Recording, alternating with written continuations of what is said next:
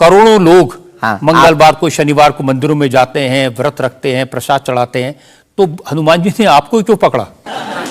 कुछ ज्यादा ही घनिष्ठता होगी हमारी, उनको ज्यादा मोहब्बत हम पर आई होगी। लेकिन इस करोड़ों लोगों में हनुमान जी के लाखों भक्त हैं, उन्होंने अपने लिए मांगा और हमने पूरी विश्व के लिए मांगा।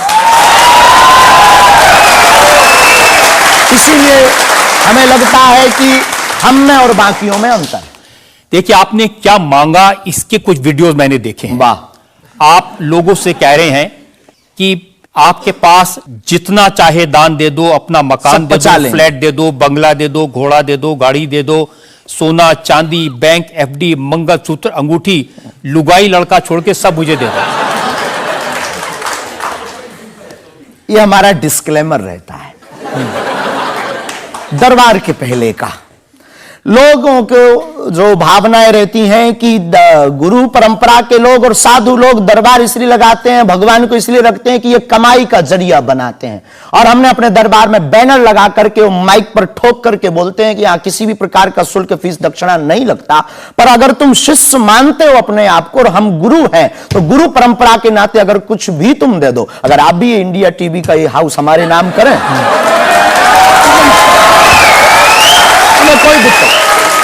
हमें कोई दिक्कत, और लेते भी हैं। लेना बुरा नहीं है, उपयोगिता बुरी है। लेकर के उसका सदुपयोग करते या दुरुपयोग करते। हम लेते हैं, कोई अगर देता है तो स्वीकार करते गुरु के नाते। हम उस परंपरा से हैं जहां अंगूठा तक दान गुरु को दे दिया जाता है, हम भी लेते हैं। कितना कमा लेते हैं? हमारी तो कोई फिक्स कमाई नहीं है, तो कि हमारी कोई कंपनी या बिजनेस नहीं है। कोई चढ़ा जाता है, हमारे पास करोड़ों सनातनियों का प्यार, लाखों करोड़ों लोगों की दुआएं, हजारों संतों का आशीर्वाद, इतनी कोई हिसाब किताब तो रखता होगा ना कि कितना पैसा आया। जितने सनातनी उतनी कमाई, हिसाब आप लगाओ।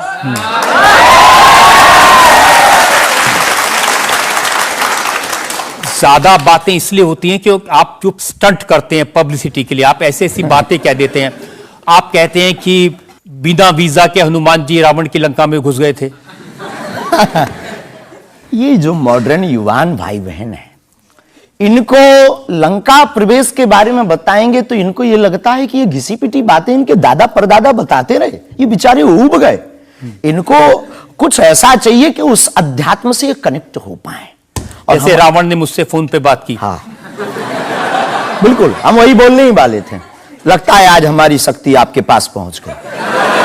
तो हमें आपको समझाना है, रावण से फोन का बात का मतलब सबके अंदर रावण बैठा है। कोई ऐसा दुनिया में नहीं जो गलत कृत्य देख रहा, गलत कर रहा और सच जानते हुए चुप है, वो रावण की दृष्टि का आदमी। तो हनुमान जी लंका गए, इसको इन युवानों को कैसे जोड़े? इन्हें तो वीजा, पासपोर्ट, फॉरेनर ये शब्द पता है। तो इनसे कनेक्ट करने के लिए हमारा अध्यात्म इतना विशाल और इतना अथाह है कि उसमें कुछ भी आप डाल दो वो आप सोच रहे हैं कि आपको अध्यात्म पता है, इनको नहीं पता। इस देश की जनता को आपसे ज्यादा अध्यात्म पता है। ऐसा हमने नहीं कहा। हाँ। हमें अपने हिसाब का पता है, उन्हें अपने हिसाब का। वो अपने में श्रेष्ठ हैं, हम अपने में अब जो कोशिश कर रहे हैं विद्यार्थी। हमने ऐसा कभी नहीं कहा कि हम श्रेष्ठ हैं, और ये आरोप हमें नहीं लगता कि ठीक है। आपका ये कहना कि मेरे पास एक गधा है जिसमें वाईफाई है और वो प्लेन में भी वाईफाई चलता है, ये मजाक की बातें नहीं है। लोगों की दृष्टि से, भावनात्मक दृष्टि से देखा जाए तो ये बहुत गहरा विषय है।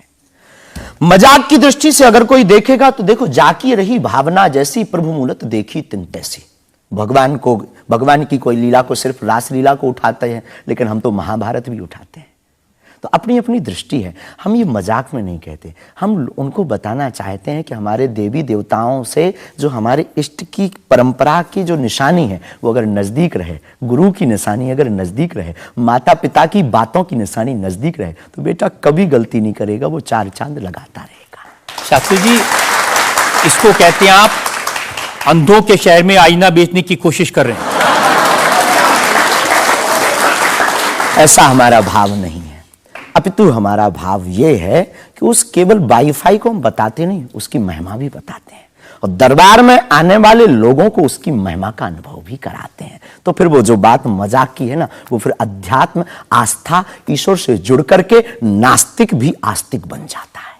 देखिए, आपको भोले भाले लोगों को बताना चाहिए कि भाई ये मैं मजाक में कह रहा हूं, विनोद हम कहते है, हैं, और ये मैं असल में बहुत बार बोलते हैं विनोद हम कर रहे हैं, हम बहुत बार बोलते हैं। अब कोई हमारे विनोद को सीरियस ले ले तो वो उसका निजी अनुभव है।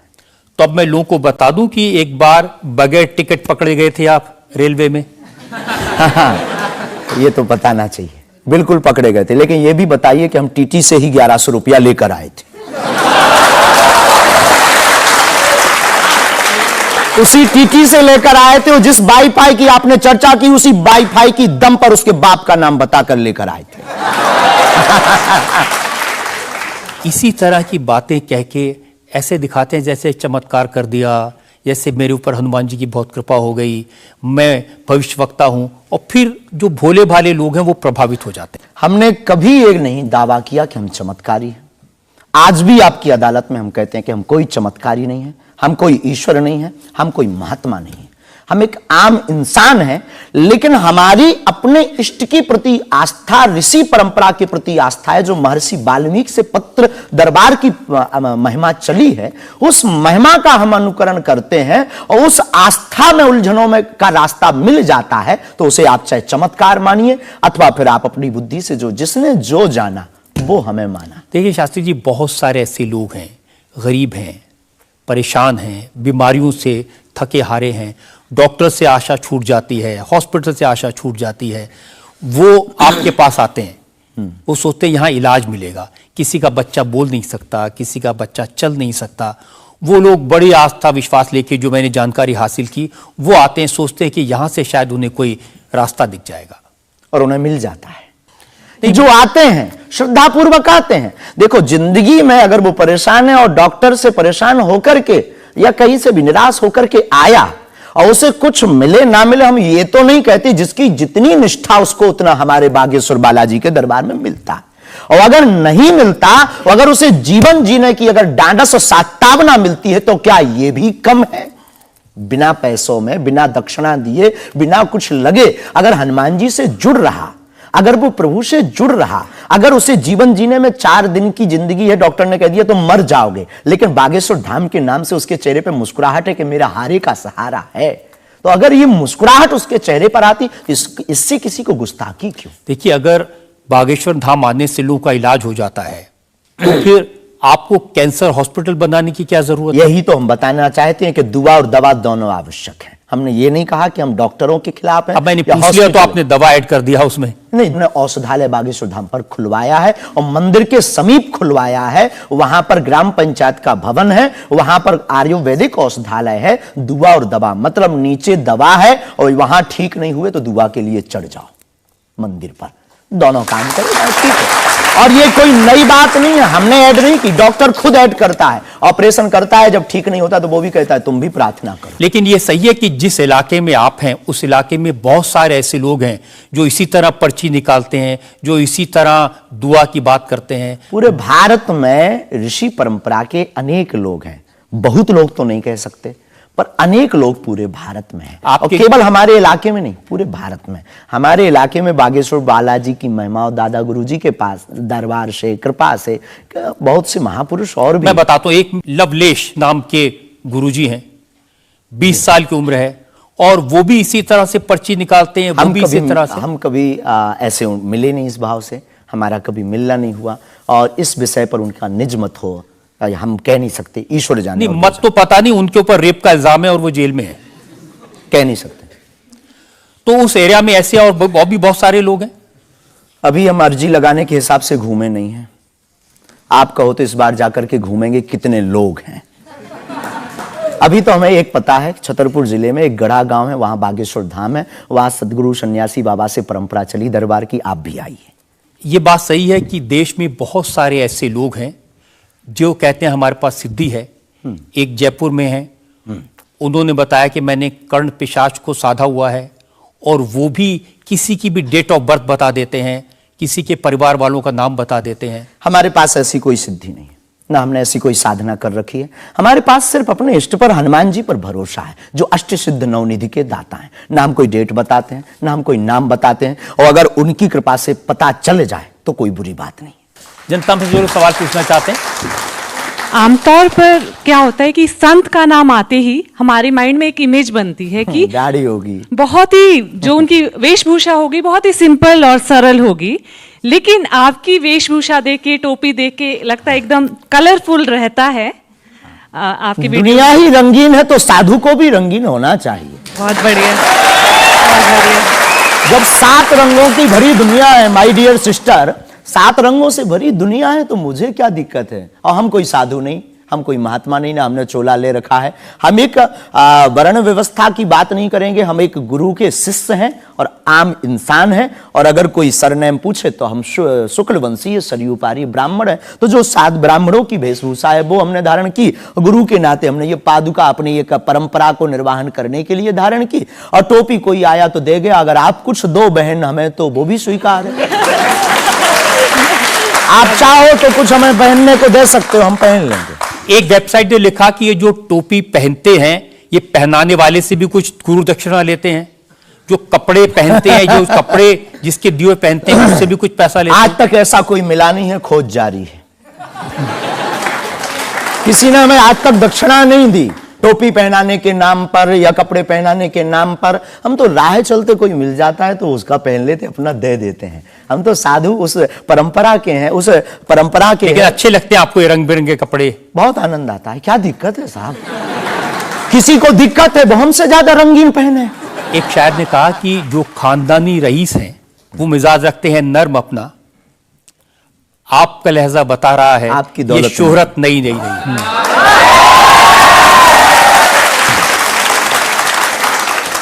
लोगों को लगता है, हमें लगता है कि हमारे जीवन में न हमें धन प्रिय है, न मान प्रिय है, न सम्मान प्रिय है, हमें हनुमान प्रिय है। और हमने जब से जन्म लिया तब से हम धनवान है, क्योंकि हमारे हनुमान है।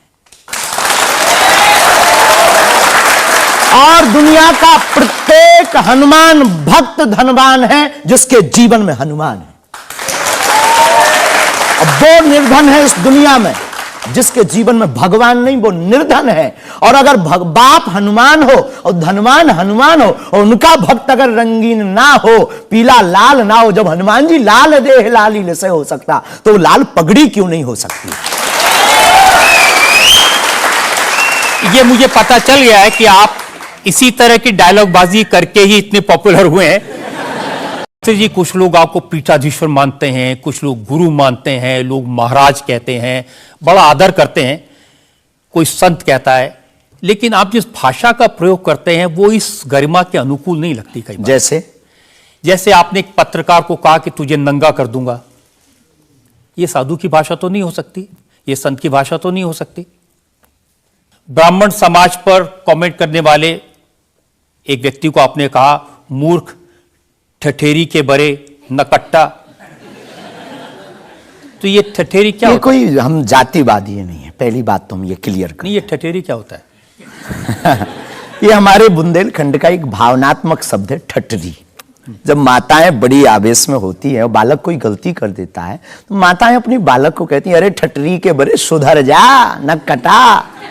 तो हम बहुत गांव के भोले भाले अनपढ़ गवार आदमी हैं, अंगूठा छाप है, ठीक से पढ़ाई की नहीं, तो गवार आदमी है। तो जो माँ की हमारी जो परंपरा है, जो पारिवारिक बोलचाल है, उस पारिवारिक बोलचाल में अगर कोई साधु के ऊपर टिप्पणी उठाएगा, रामचरितमानस पर टिप्पणी उठाएगा या भगवान पर टिप्पणी उठाएगा, तो स्वभावश सनातनी हिंदू होने के नाते वो लहजा निकल जाता है। और सठे साठ्यम समाचरित, ये भी कौन सी गलत बात है? अगर कोई भगवान को गाली बके और हम उसको श्रीमान जी कहें, रहे स्वामी जी कहें, भगवान कहें, तो हमें तो नहीं लगता कि वो बिनय ना मानत जलद जड़ गए 3 दिन बीत, और बोले राम सकोप तब भय बिन हो ये न प्रीत। देखिए, आप अपने आप को बड़े पढ़ा लिखा गवार कह करके तो नहीं छुप सकते उसके पीछे। आपने उनसे कहा कि तू मुझे मिल जा, मैं तुझे मसल दूंगा। बहुत अच्छा, हाँ, ये हमने कहा, क्योंकि उन्होंने कथा वाचकों को पाखंडी कहा था। जिस विषय पर आपने ये टिप्पणी किया है। उन्होंने कथावाचक, हमने कहा कथावाचक हो सकते पाखंडी, पर पर्टिकुलर नाम लीजिए, सब नहीं हो सकते। इस भारत में जगतगुरु स्वामी रामभद्राचार्य भी है, मुरारी बापू भी कथाव्यास है, पूज्यपाद श्री मलुक पीठाधीश्वर भी कथाव्यास है, उनमें एक दास भी है। ये महापुरुषों पे आज तक कोई इल्जाम नहीं है, और इन महापुरुषों पर इल्जाम नहीं है तो सब कथावाचक। भाई एक पत्रकार गलत हो सकता, सब नहीं हो सकता। हम अगर सबको कहें कि सब पत्रकार ऐसे होते हैं तो ये हमारी धूर्तता होगी। तो उसने सब कथावाचकों को ऐसा कहा था, तब हमने उसको कहा था कि भाई अगर तुम ऐसा कहो तो महापुरुषों के बारे में तो किसी को नहीं कहना चाहिए, तो बात ठीक है, तय है। रामचरितमानस के बारे में नहीं कहना चाहिए तो तय है। तो उसके लिए अगर ऐसा मसला कह दिया समझाने के लिए, वो है तो हमारा आदमी चेला। लेकिन आपने संत तुकाराम के बारे में क्या कहा? संत तुकार को आपने कहा संत तुकाराम की लुगाई रोज उन्हें मारती थी, रोज पीटती थी डंडे से। तो किसी ने उनसे पूछा तुम रोज लुगाई से पिटते हो, शर्म नहीं आती? इसमें बोलचाल की भाषा में थोड़ा सा वो हुआ। हमने एक कथा पढ़ी थी एक पुस्तक में, उसमें लिखा था कि उनकी पत्नी झगड़ालू, बड़ी ईर्षालु थी, बड़ी विचित्र थी, और वो संत तुकाराम जी को एक बार गन्ने के लिए भेजती, गन्ना वो एक लेकर शाम को आते तो वो उनके शरीर पर प्रहार कर देती, एक गन्ने के 2 टुकड़े हो जाते। पर तुकाराम बहुत अद्भुत महापुरुष थे, उन्होंने कहा देख तू कितनी ज्ञानवान है, पहले गन्ना एक था, हम लोग 2 थे, तूने मेरे शरीर पर प्रहार करके गन्ने के 2 टुकड़े कर दिया, अब एक तू चूस एक मैं लूं। तो लेकिन आपने जो बोलचाल उसमें बिगड़ा जिस अंदाज में कहा था वो सम्मानजनक नहीं था, समाज के लिए असभ्य था, इसमें कोई संदेह नहीं है। लेकिन हम अपनी भाषा से समझने का कोशिश करते हैं, जो कई बार हमारी भाषा लोगों के अनुरूप फिट नहीं है। कभी नहीं, आपको नहीं लगता कि संत तुकाराम जैसे महान संत के बारे में ये कह दिया, उसके लिए हमें तो गलती माननी चाहिए? बिल्कुल, अगर ये किसी की भावनाओं को ठेस पहुंचा तो संतों के प्रति हमारे हृदय में अथाह प्रेम है, अथाह प्रेम। और हम स्वप्न में भी, हम तो खुद साधु परंपरा से जीवित हुए हैं, नालायक से बोलने लायक संतों के कारण हुए, और हम अगर संतों का अनादर करेंगे तो अपनी जिंदगी में हम रहेंगे कहां? तो हम तो विनम्रता पूर्वक अगर किसी को ठेस पहुंचा तो हमें नहीं लगता कि हमारे द्वारा उनको ऐसा कहा, लेकिन अगर किसी को ठेस पहुंचा और शब्द ऐसा मुंह से फिसल गया तो हम क्षमा प्रार्थी, कोई संदेह। अब मैं एक और उदाहरण आपको बताता हूं। अच्छा किया कि आपने क्षमा प्रार्थना की, करना ही चाहिए साधु संतों के बारे में, अगर गलती से मुंह से कुछ निकल जाए, बहक करके अगर हो जाता तो कोई दिक्कत। आप बात कर रहे थे साईं बाबा के बारे में, और आपने कहा कि हमने सुना वो चांद मियां निकले। हाँ सुना। आपने कहा कि कई बार लगता है कि 33 कोटि क्या कम पड़ गए, और समझदार के लिए इशारा काफी है जी। जिन साईं बाबा को करोड़ों लोग मानते हैं, करोड़ों की श्रद्धा उनमें है, उन्हें भगवान मानते हैं, उनकी पूजा करते हैं, उनके मंदिरों में लाखों लोग जाते हैं, उनके बारे में इस तरह की भाषा? बात ये थी, प्रश्न ये था क्या साईं बाबा हिंदू हैं या मुसलमान? हमने कहा हम तो उस वक्त थे नहीं भाई साहब, अगर होते तो देखते टोपी पहनते थे कि माला। तो हमने जो सुना है, कोर्ट ने कहा, ऐसा एक पत्रकार में पत्र वार्ता में निकला है कि वो चांद मियां है। उन्होंने, उनके जो कमेटी के लोग हैं, उन्होंने क्षमा मांगी, तो हमने यही बात उनको बता दी, बस प्रेस की बात बता दी। तो हमसे ज्यादा ये आरोप जिस पत्रकार ने ये छापा है उस पर उठना चाहिए। नहीं, लेकिन आपके कहने से लोगों की भावनाएं आहत हुई। हमारा किसी भी संत के प्रति अनादर नहीं, सब धर्मों के प्रति सम्मान है। जो जिस धर्म को मान रहा बलपूर्वक उसको मानना चाहिए। हम सिर्फ अपने धर्म के कट्टर हैं, सिर्फ ये बताना चाहते हैं हम। तो साईं बाबा का सम्मान करते हैं आप? बेझिझक, संत के नाते, संत के नाते बेझिझक। हमें उस बाबा साईं बाबा से क्या आपत्ति है, क्या विपत्ति है? हमें अपने आप से आपत्ति नहीं है, हमें किसी साधु से कैसे आपत्ति हो सकती? क्योंकि जिस सनातन धर्म की आप बात करते हैं वो वसुदेव सबसे पहले तो संयम, धैर्य, भाषा पर नियंत्रण, ये सब। लेकिन कब तक धैर्य, कब तक संयम?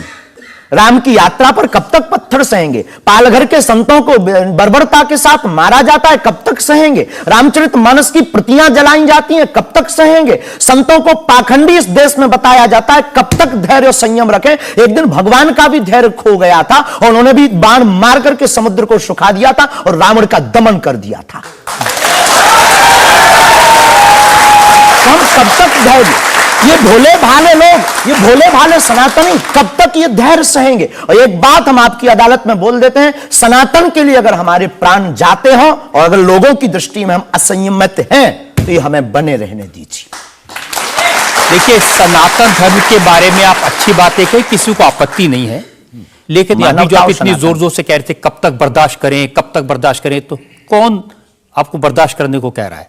जो ये प्रतियां जला रहे हैं, जो संतों को मार रहे हैं, जो सनातन के खिलाफ झूठा प्रचार कर रहे हैं, जो संतों के खिलाफ और सनातन की संस्कृति को छिन्न भिन्न करने के लिए मूवी बना रहे हैं। जब आप ऐसी बातें कहते हैं ना, तो असदुद्दीन ओवैसी जैसे लोगों को यह कहने का मौका मिलता है कि इन लोगों को अनाप शनाप बातें करने का अधिकार दे दिया सरकार ने।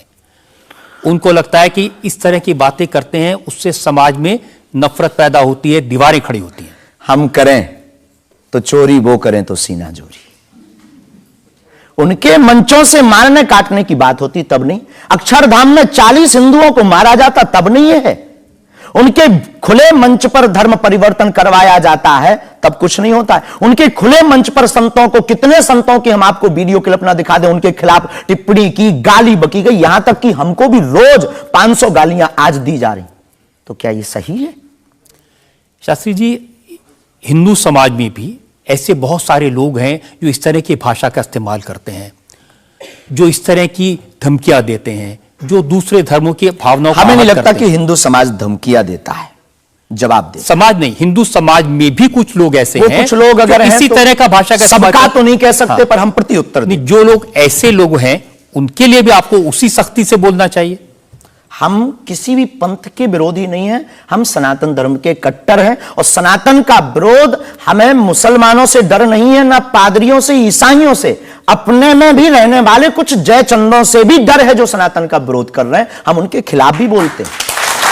और ये जो मसलने वाला विषय है, ये मसलने वाला विषय जो हमने बोला है, वो किसी मुसलमान के लिए नहीं बोला, एक हिंदू व्यक्ति के लिए ही बोला, जब उसने संतों पर उंगली उठाई थी। और बोलना हमें मौलिक अधिकार है, हम भी भारतीय नागरिक हैं। मुसलमानों से कुछ परेशानी है आपको? बिल्कुल भी नहीं, हमारे तो मित्र भी हैं। मैंने तो ये भी सुना कि आपकी बहन की शादी एक मुसलमान से पैसे लेकर सहयोग आपने दी, करवाई हाँ। थी। आज भी हमारा मित्र, अभी 5 दिन पहले ही मिला, चाय भी पी। और हमारा लगभग 500-600 मुसलमान परिवार है जो आत्मा से जुड़े हैं। इस भारत का प्रत्येक नागरिक अपने हृदय पर अगर हाथ रखे ना, अब मीडिया में वो कुछ भी बोले, तो उसकी रंगों में राम और कृष्ण का ही ब्लड बह रहा है। तो हम मानवता के पुजारी हैं, हम मानवता के पुजारी हैं, जातियों के या पंथ के पुजारी नहीं। हम क्या मिलने लगी है? जी। आपको भी लोग कह रहे हैं कि जान को खतरा है। हाँ, ये कोई नई बात नहीं है। इस भारत में जब जब भी सनातन की बात किसी ने पुरजोर तरीके से उठाई है, तो उसको मिटाने के लिए और उसको डिगाने के लिए तरह तरह के स्वांग और षड्यंत्र, तरह तरह के प्रायोजित ढंग से उसको फंसाने के उपाय किए गए हैं। लेकिन सिर पर सीताराम, फिकर फिर क्या करना। और रही बात धमकी की, तो साधु परंपरा में या हम अपनी गुरु परंपरा में कभी किसी को धमकी नहीं देते हैं। हम सिर्फ ये कहते हैं कायदे में रहोगे तो फायदे में रहोगे। आपके लिए सुरक्षा की मांग करने के लिए आपके समर्थकों ने जंतर मंतर पर एक प्रदर्शन किया, उसका वीडियो मैंने देखा है। और जो लोग बागेश्वर धाम के नाम पर वहां प्रदर्शन कर रहे हैं, वो कह रहे थे अब चाकू छोड़ो, तलवारें रखो, अब इन लोगों को गोली मारो। और वो लोग बहुत ही हिंसक भाषा का इस्तेमाल ये बिल्कुल भी कतई हमें पसंद नहीं है, और इसकी छूट हमने कदापि किसी को नहीं दी है। क्योंकि हम स्वयं ये कहते हैं कि जिंदगी में याद रखना, सनातन धर्म वो धर्म है जो अहिंसा का पुजारी है, और हम हिंसा के पक्षधर नहीं है। क्योंकि हिंदू का अर्थ ही होता है जो हिंसा का दमन करे। लेकिन आपने तो कुछ रिएक्ट ही नहीं किया। वो आपके स्पोक्स पर्सन हैं, उन्होंने कहा कि अरे तुम सब कब मारोगे, जब सब मर जाओगे, ईसाइयों को, मुसलमानों को कब मारोगे? नहीं, ये बात बिल्कुल गलत है, क्योंकि सबको जीने का अधिकार है, और हमें ऐसी कोई जानकारी नहीं लगी, और हमारी तरफ से कोई लोग नहीं गए। लेकिन मैंने आपको जानकारी दे दी, आप चाहें तो मैं आपको वीडियो भेज दूंगा, वो देख लीजिए। बिल्कुल, हम एक बार बोलेंगे उनको, बेझिझक बोलेंगे। हम कभी इसके पक्षधर नहीं है। हम भारत में बहुत प्रेम और बहुत ही अहिंसा पूर्वक जीवन के पक्षधर हैं, इसलिए हमने हिंदू राष्ट्र की मांग की है। इतने अहिंसा के पक्षधर हैं आप, आपने खुद एक बार कहा कि अब सब हिंदू अपने हाथ में हथियार, माला और भाला रखो। ये तो हमारी देवी देवताओं के भी हाथ में है। प्रत्येक भगवान के हाथ में, किसी के हाथ में मुगदर है, त्रिशूल है, उनसे भी लोगों को आपत्ति होगी जिन्हें दिक्कत है। हम सुरक्षा करना, भारतीय संविधान में भी हथियार देने का लाइसेंस दिया जाता है, उसको बंद करवाया जाए।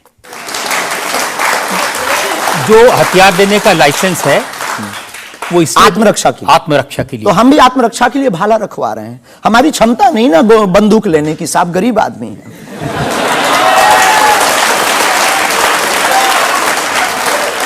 जब आप इस तरह की बातें करते हैं ना, तो फिर सवाल ये उठता है कि आपकी सुरक्षा के लिए टैक्स पेयर क्यों पैसा दे, जनता क्यों पैसा दे? आप इस तरह की बातें करेंगे, भाला की बात करेंगे, बंदूक की बात करेंगे, गोली की बात करेंगे, तो धमकी मिलेगी।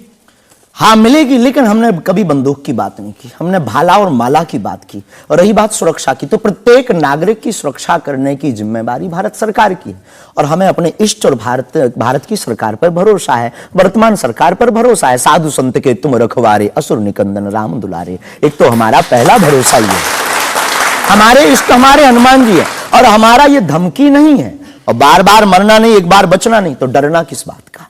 तो जब तक जिएंगे, प्राण अगर जाते हो चले जाएं, पर सनातन की चर्चा, घर घर राम पहुंचाने की चर्चा नहीं हम छोड़ेंगे। वो 50 उपाय कोई करेंगे।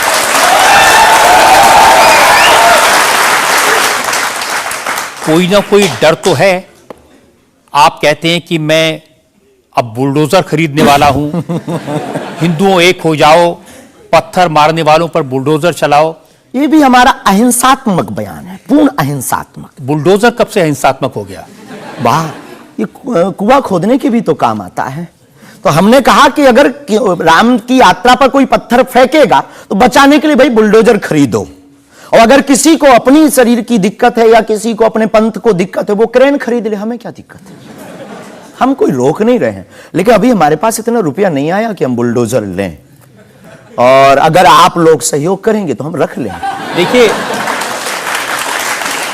ये डायलॉग मारना अच्छा है, डायलॉग नहीं, लोगों को मजा भी आता है। गुरु की परंपरा के अनुसार हम सिर्फ एक बात बताते हैं। हाँ, लोगों को डायलॉग ये लगता है। कैसे गुरु हैं जिनकी परंपरा में कभी भाला, कभी बुलडोजर, और फिर कहते हैं मैं अहिंसा की ये बात हमारी करता हूं। ऋषि परंपरा है, ये भगवान राम की परंपरा है। अच्छा, भगवान राम के टाइम पर बुलडोजर आते थे। भगवान राम धनुष बाण लिए थे। अब थोड़ा टेक्नोलॉजी बढ़ गई है, तो टेक्नोलॉजी के हिसाब से हमें भी बदलना चाहिए। परिवर्तन प्रकृति का नियम है। क्या करेंगे बुलडोजर का? आत्मरक्षा। घर के बाहर रखेंगे कि देख भाई तू आना मत, ये भी है भाई। बंदूक जो इनके पास होती, सिपाहियों के पास चलाते थोड़ी है अनेक बार, वो तो दिखाने के लिए होती है कि आप जो बातें कह रहे हैं ना कि सिपाहियों के पास भी बंदूक होती है, जो सीमा पर रक्षा करते हैं उनके पास बंदूक होती है, हमारे पास क्यों नहीं हो सकती? ऐसी बातें जानते हैं, मैंने किससे सुनी थी बहुत साल पहले, भिंडरान वाले से। ये कौन है? भिंडरान वाले पंजाब में जो आतंकवाद फैला था उसके सिंबल थे। नहीं, हमने कभी बंदूक की बात नहीं की, बुलडोजर की। उनसे मैंने ये सवाल पूछा था। उन्होंने बुलडोजर रखी थी। मैं आपको बताता हूं, उनसे मैंने, देखिए ये मजाक की बात नहीं है, मैंने उनसे सवाल पूछा था कि उनकी आपत्ति क्या थी कि जो हिंदू हैं वो यज्ञोपवीत क्यों पहनते हैं और सिख लोगों को कृपाण लेकर जाने की इजाजत क्यों नहीं होती? तो मैंने उनसे कहा कि यज्ञोपवीत से क्या नुकसान किसी को हो सकता है? तो उन्होंने कहा नहीं, इससे भी गला घोट के मारा जा सकता है। मैंने कहा आप तो बंदूक की बात कर रहे हैं। तो उन्होंने यही कहा था कि सिपाहियों के हाथ में भी तो बंदूक होती है, वो भी आत्मरक्षा के लिए। तो ऐसी बातें जो लोग गुरु परंपरा के लोग हों उनको नहीं कहनी चाहिए। आपकी दृष्टि से कह सकते हैं, लेकिन हमें लगता है कि आत्मरक्षा के लिए सब कुछ जरूरी है और वर्तमान समय में आवश्यक है। और बुलडोजर की बात अगर कहें तो बुलडोजर का पूर्ण अहिंसात्मक बयान है, और किसी व्यक्ति से अगर आप जोड़ रहे हैं तो वो उसका निज मत है। हमारा मत बंदूक की तरफ। सनातन धर्म का मत क्या है? सनातन धर्म का मत है सत्य, अहिंसा, दया, क्षमा, दान, जप, तप। मारकाट की बात तो नहीं करता। वीरता भी है, ये वीरता का प्रतीक है बुलडोजर। चाय भी मंगवा दो साहब। अच्छा, हम चाय पियेंगे, हम चाय पीना चाहते हैं। हाँ, तो पानी और चाय दोनों भेजा जाए। जी। वैसे तो संतों को चाय पसंद नहीं आती है ना? लेकिन आपके बारे में जितना मैं रिसर्च की हूँ, मुझे पता चला है आपको चाय बहुत पसंद है। क्या ये सही है? जी बहन, बहुत सही बात है। जो कौन सी चाय पसंद करते हैं? अदरक वाली चाय, और हमारे दादा गुरुजी को बहुत प्रिय है। इस चाय से हमारी याद जुड़ी हुई है दादा गुरु से। हम 2 भाई है वैसे तो, पर ताऊ चाचा के मिलाकर के 10 भाई हैं। और हम जब दादा गुरुजी के पास जाते थे तो सब ऐसे ही बैठते थे। तो दादा गुरुजी बहुत सिद्ध महापुरुष, बहुत कम बोलते थे, महापुरुष थे। तो वो चाय पीते थे तो अपनी जूठी चाय खूब ये जो नरेली है इसकी आधी चाय हमको देते थे। तो हमारे जीवन में हमें ये लगा कि ये नालायक से बोलने लायक गुरु के इस प्रसाद के कारण बना है। और प्रत्येक, इसके पीछे एक और रहस्य है, प्रत्येक बालक को अपनी परंपरा को छोड़ना नहीं चाहिए, चाहे किसी भी लेवल पर पहुंच जाए। शायद ये भी सूत्र है। शुरुआत जहां से हुई, गुरु से शुरू जिसका जीवन हुआ, उसे कुछ भूलना नहीं चाहिए। इसलिए हम भूले नहीं, ये शायद हमें लगता कि हमारी अच्छी आदत है। चाय बुरी आदत, क्षमा कीजिए, युवाओं से प्रार्थना है मत पीना, हम नहीं रुकेंगे।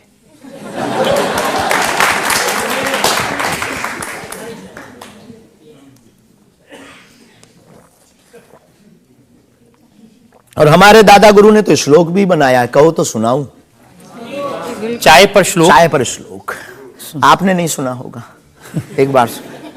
केटली गर्भ संभूतम शक्कर पत्ती मिश्रितम कप मध्य विराजते देवी ओम चाय चंडिकाय नमो नमः।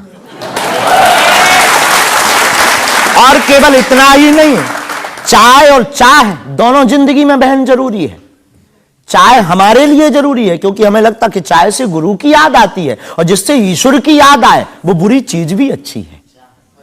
और चाह, परमात्मा को पाने की चाह भी जिंदगी में बहुत जरूरी है। जिसके अंदर ईश्वर को पाने की चाह होती, वो आदमी भी नंबर 1 का होता। चाह पैसों से आनों में आती रही, चाह आनों से रुपया बनाती रही, चाह रुपयों से नोट बुनाती रही, चाह नोटों से कोठी चुनाती रही, चाह कोठी में मोटर मंगाती रही, चाह मोटर से होटल में जाती रही, चाहे होटल में बोतल खुलाती रही, चाहे क्या क्या ना करती कराती रही।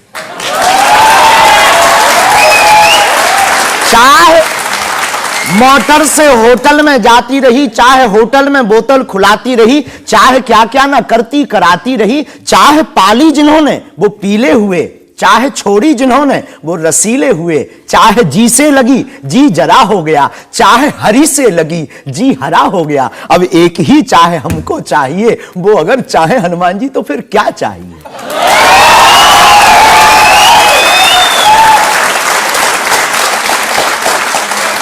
अब आप ये मत कहना कि ये डायलॉग बाजी है क्योंकि हम आपकी अदालत में ये कहने, हमारा कोई भी बयान डायलॉग नहीं है। हमारा प्रत्येक बयान हमारे युवाओं को और भारत को जगाने का है। मैं तो सोच रहा था कि आपको पहले से पता होगा कि मैं क्या पूछने वाला हूं। शायद ये जो चाय आप पीते हैं, इससे एनर्जी आती है, ऊर्जा आती है, शक्ति मिलती है?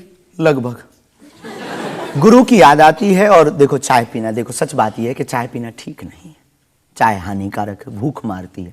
लेकिन हम 24 घंटे में 18 घंटे सेवा करते हैं, लगभग 17 घंटे गद्दी पे बैठते बोलते हैं। भूख लगेगी तो नींद आएगी, नींद को मारने का एक बहुत अच्छा उपाय है चाय पी लेंगे। भूख कम तो हम ज्यादा समाज सेवा कर पाते हैं, हमें ऐसा लगता है, पर डॉक्टरी भाषा में ये ठीक नहीं है। तो ये सिर्फ समाज सेवा के काम आती है, या फिर जैसे शाहरुख खान की फिल्म पठान को आपने क्रिटिसाइज किया, वो भी चाय का असर था? चाय कोई नशा नहीं है, लेकिन अगर आप उसकी बात करें तो हमने सिर्फ सनातन की बात की कि हमारे सनातन पर भगवा रंग ही बेशरम क्यों बार बार। एक फिल्म 1987 के लगभग आई थी, संतोषी माता की फिल्म। संतोषी माता की फिल्म आने के बाद लोगों की भावना इतनी दृढ़ होगी कि शुक्रवार को टमाटर और नींबू बिकना कम हो गए। और अगर आप सनातन के खिलाफ, आपको याद होगा, और अगर सनातन के खिलाफ कोई मूवी बनाओ तो मंदिरों में, भगवान के चरणों में और माता पिता और गुरु के प्रति आस्था लोगों की कम हो जाएगी। इसलिए बार बार हमारी संस्कृति, हमारे सनातन और हमारे भगवान राम को टारगेट ना किया जाए। देखिए, बिना देखे आपने फैसला कर लिया कि वो भगवान राम को टारगेट किया गया है, सनातन को टारगेट किया गया है। भगवा रंग तो देखने की जरूरत ही नहीं है, खून ही भगवा है। रंग से किसी धर्म को जोड़ना ये तो ठीक नहीं। ये देश तिरंगे का देश है और तिरंगे में तीनों रंग हैं।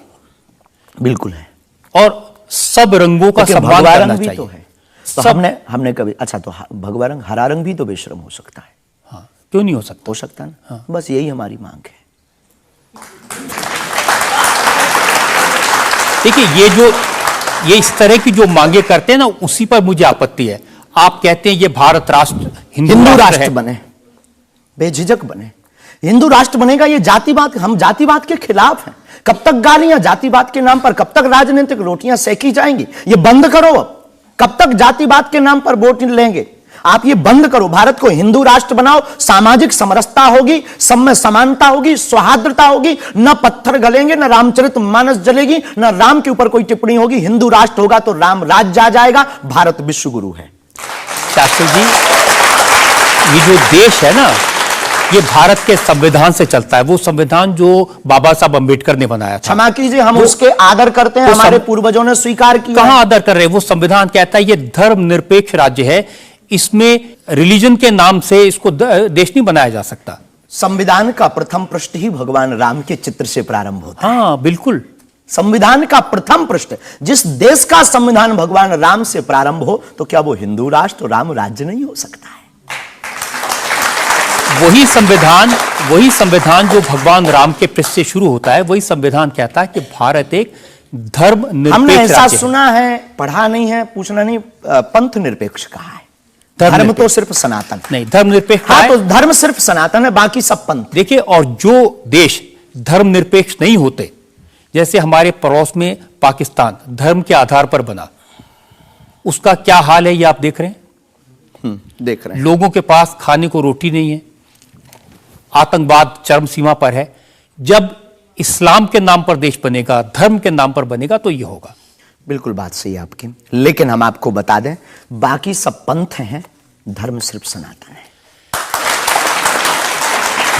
सुप्रीम कोर्ट के सामने यह मामला आया था, और सुप्रीम कोर्ट ने क्या कहा था, एग्जैक्ट वर्ड्स मैं आपको बताता हूं।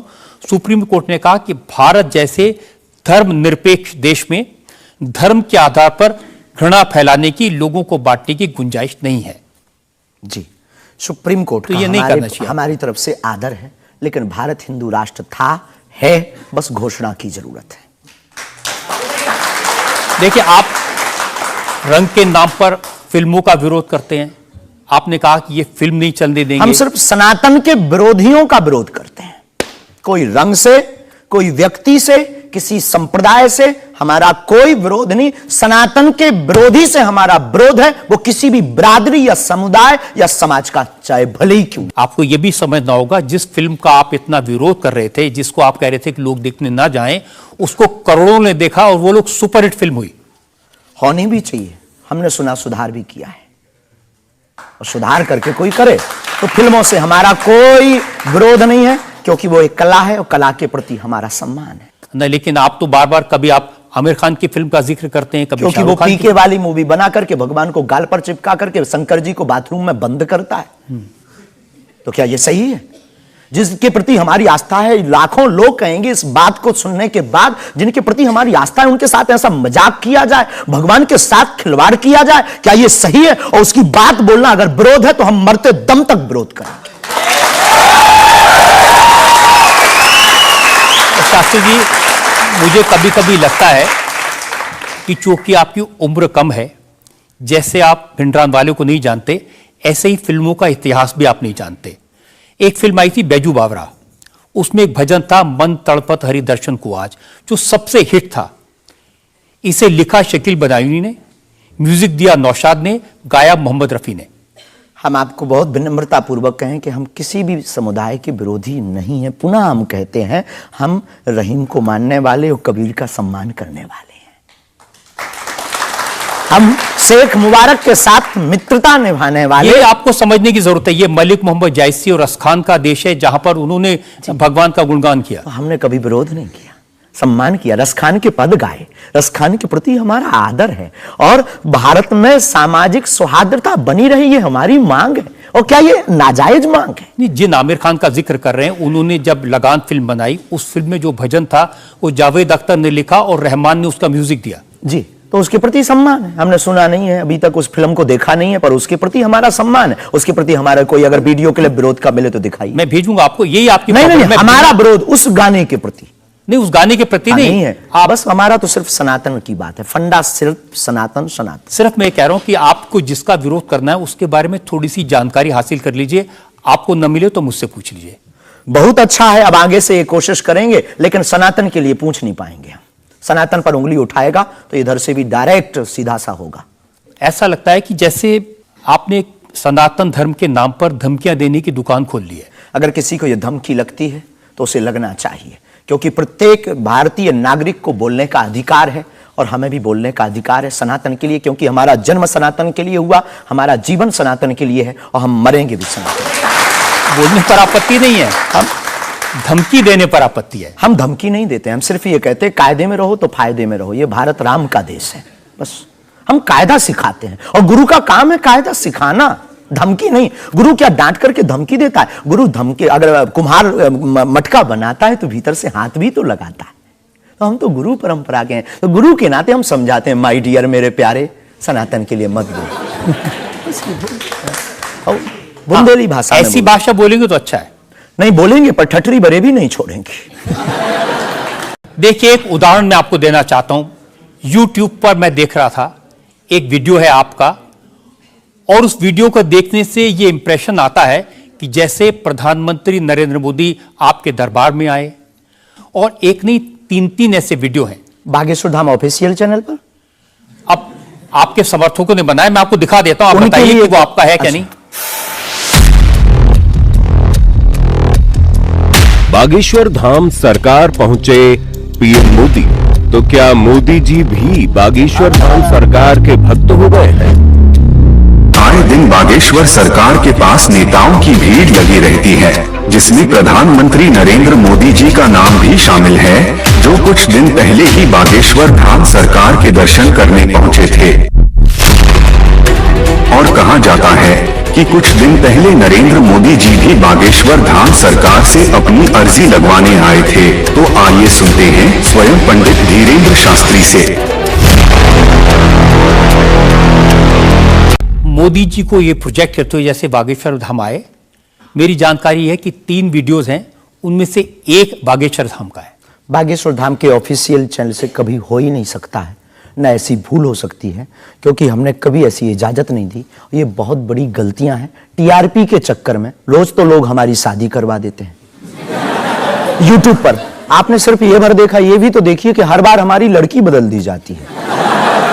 हैप्पी बर्थडे कहीं ये कह दिया जाता है। एक ने न्यूज डाली थी, बागेश्वर सरकार 23 तारीख को परिणय सूत्र में बंधेंगे, संतों के फोन आने लगे। तो ये सिर्फ मीडिया पर, चूंकि बागेश्वर धाम बहुत सर्च हो रहा, और हनुमान जी भला सर्च हो क्यों ना, हनुमान जी तो लोगों की श्वास में, ये पवन पुत्र हैं। तो लोग बागेश्वर धाम बालाजी के नाम से सर्च करते हैं, तो लोगों को, जो कुछ यूट्यूब वाले हैं, सब नहीं, कुछ यूट्यूब वाले हैं जो अपनी व्यूअरशिप बढ़ाने के चक्कर में इस प्रकार का कुकृत्य करते हैं, जो दुष्प्रचार है। और बागेश्वर धाम ने इस पर अनेक बार कार्रवाई भी की, उनके खिलाफ नोटिस भी भेजा, और अनेक बार डिस्क्लेमर भी बागेश्वर दरबार में हमने दिया है कि किसी भी प्रकार की भ्रामक जानकारी से बचें। धाम का इस प्रकार से कोई भी लेना देना नहीं है, ये खुद की निजता के साथ वो बेफुजूली के कार्य कर रहे हैं, और बागेश्वर धाम इसके लिए कानूनी कार्रवाई भी करवाएगा। शास्त्री जी, प्रधानमंत्री को लेकर इस तरह की वीडियो बागेश्वर धाम के नाम से जाएं, तो आपको नहीं लगता कि ये भोले भाले लोगों के लिए मिसलीडिंग है? लोग ऐसी बातों पर भरोसा कर लेंगे। धाम से तो हुआ नहीं, कोई कर रहा हो तो खबर नहीं है, पर कर रहा जो उसके खिलाफ कानूनी कार्रवाई, अगर आपके नाम पे कोई कर रहा है तो भी आपको कोई एक्शन लेना चाहिए। आपको कुछ कार्रवाई की है? हाँ, अनेक बार नोटिस भी भिजवाया है, अनेक बार कितने चैनलों को बंद करवाया है, जो कई बार कोई खान के खिलाफ कर देते थे हमारे लिए, कई बार कोई धमकी डाल दे। बागेश्वर धाम पहुंचे जेल, और वो ऐसी हथकड़ी हो, वो पुलिस अगल बगल लगा देते थे। तो इनसे हमारी आपके सोच से भी प्रार्थना, इसको बहुत देखा जाएगा, आपकी अदालत को जब भी देखा जाए, इस प्रकार की भ्रामक जानकारी से बचें। हम इस प्रकार, कोई भी हमारा दरबार या कथा प्रदर्शन का विषय नहीं है, हमारी कथा और दरबार दर्शन का विषय है। तो आपकी तरफ से मोदी जी के वीडियोस को लेकर के क्या कार्रवाई की गई? इसमें अभी इसकी हमें आज पता लगा है कि मोदी जी का बना है। पूर्व में हमको वो जेएलएल वाला बताया था, हमें इसका ज्ञान नहीं है, लेकिन हम जाते ही तुरंत आपकी अदालत के बाद लीगली कार्रवाई एफआईआर अपने अमुक थाने पर करवाएंगे। अच्छा, इसके अलावा और भी बहुत सारे वीडियोस हैं। देवेंद्र फडणवीस का है, मनोज तिवारी का है, ये तो ये भी फर्जी वीडियो है। अरे नहीं, ये तो आए थे, इनके मत करवा दियो ना ना ना, ना। देवेंद्र फडणवीस जी भी आए थे, मनोज तिवारी हमारे बहुत प्रिय शिष्य हैं, वो भी आए थे, और बहुत आए हैं, पर मोदी जी नहीं आए हैं। हाँ ये बता देते हैं तो इन पे FIR जी डिलीट ना करवा दियो, आप रोक दियो। लेकिन आपके एक दो सेंटेंसेस हैं जिसमें आप कुछ मोदी जी कह रहे हैं, मोदी जी आइए। हाँ वो हम लंदन में दरबार में थे, ये शायद उससे अगर ये जोड़ा हो, पूरा तो देखा नहीं, उससे जोड़ा हो तो खबर नहीं, हौस नहीं। मोदी जी वो जहां लंदन में राम कथा हम कर रहे थे तो श्री राम मंदिर के, सनातन मंदिर के जो प्रमुख हैं वो एक मोदी जी हैं और वो भी गुजराती हैं। तो वो दरबार में बैठे हुए थे, किसी कारण उनकी व्यवस्था के कारण प्रशंसा के लिए उनका जिक्र आया तो लोगों ने शायद वो कट करके उठाया हो, हमारे स्मरण में ऐसा है। लेकिन ये भी गलत है, ये भी अपराध है। वो भी ऑफिशियली बिना लीगली सहमति लिए बिना आप कोई भी वीडियो शेयर या वो नहीं कर सकता, ऐसा कुछ नियम है तो ये भी गलत है। मैं आपको बताऊं शास्त्री जी, मैंने 40 साल हो गए मुझे पत्रकारिता में, ऐसे बहुत सारे उदाहरण मैंने देखे हैं। चंद्रा स्वामी को उदाहरण देखा था, वो नरसिम्हा राव के साथ उनकी तस्वीरें, राजीव गांधी के साथ उनकी तस्वीरें, जॉन मैकेंद्रो के साथ तस्वीरें, लिज टेलर के साथ, ये अंतर्राष्ट्रीय ख्याति प्राप्त लोग हैं और वो ये तस्वीरें दिखाकर अपनी दुकान चलाते थे और वाकई में जो दुनिया के बड़े बड़े लीडर्स थे उनसे उनकी पहचान थी। ब्रुनई के सुल्तान उनके शिष्य बन गए थे इसी वजह से। अफ्रीकन कंट्रीज के प्रेसिडेंट थे मोबुतू, वो उनके शिष्य बन गए थे। हमारा कभी भी भाव कोई आवे सब सम्मानीय है। हमारा ये भाव नहीं है कि हम आपकी फोटो दिखा करके लोग हमको माने। देखो आप हमारी मीडिया पर प्रचार कर सकते हो, पर अगर दम नहीं होगी, सत्यता नहीं होगी तो व्यक्ति एक बार आएगा, लौटकर कभी नहीं आएगा, आपको भी गाली देगा, हमको भी गाली देगा। तो ये माध्यम हो सकते हैं, साधन हो सकते, साध्य नहीं। तो हमारा ऐसा भाव नहीं, क्योंकि हमारे पास जो है वो खुली किताब है ऊपर से नीचे तक, और हम कभी ये नहीं चाहते कि लोग देखें।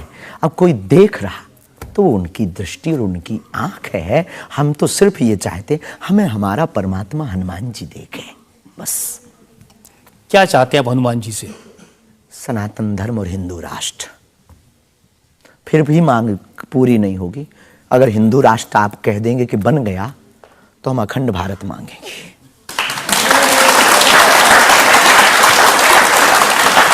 अगर वाकई में आपको भरोसा है कि बजरंगबली ऐसी इच्छाओं को पूरा कर सकते हैं, करते हैं हमारी तो कर रहे हैं। स्केल थोड़ा बढ़ाइए ना, उनसे कहिए कि पुतिन को समझाएं कि यूक्रेन से अपनी सेना वापस ले ले।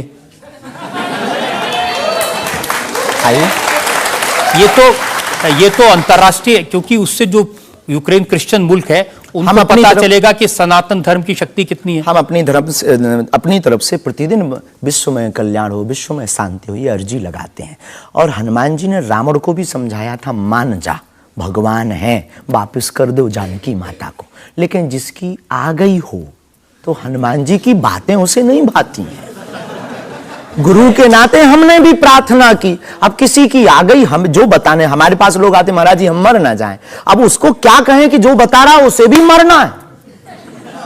हद हो गई, तो पागलों जैसी बात करते मेरे पागल। लेकिन हम श्रीमान जी बड़ी विनम्रता पूर्वक कहें कि अगर आपको लगता है तो आपको अर्जी लगाने एक बार बागेश्वर धाम। नहीं, ये अर्जियां लगाने का काम तो आपका है, मेरा नहीं है।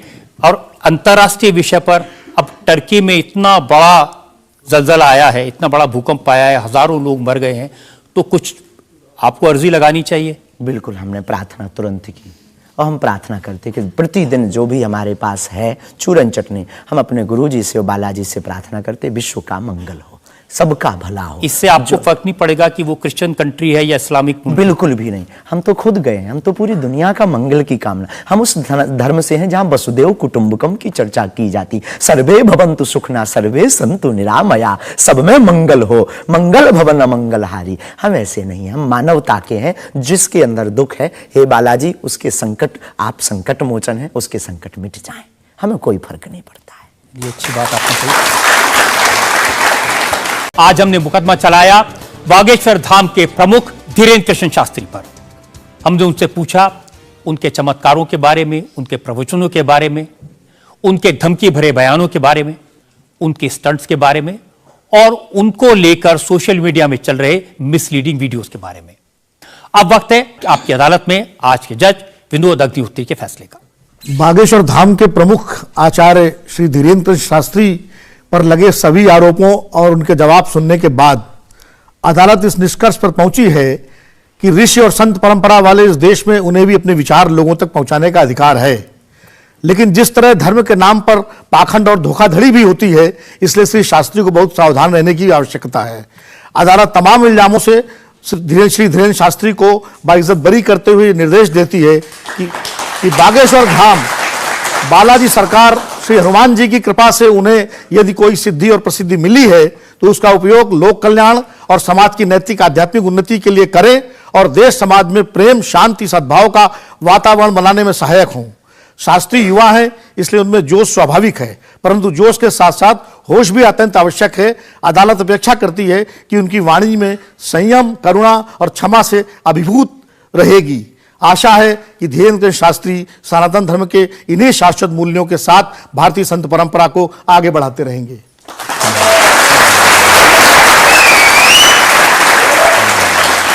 इस विश्वास के साथ कि हमारे जज साहब ने जो हिदायत दी है, धीरेन्द्र शास्त्री उसका पालन करेंगे, संभल कर रहेंगे और समाज में किसी भी तरह की भ्रांतियां न फैलें, इसका ध्यान रखेंगे। आपकी अदालत का आज का मुकदमा यहीं खत्म करते हैं। अगले सप्ताह आपसे मुलाकात होगी एक नई शख्सियत के साथ। तब तक के लिए नमस्कार।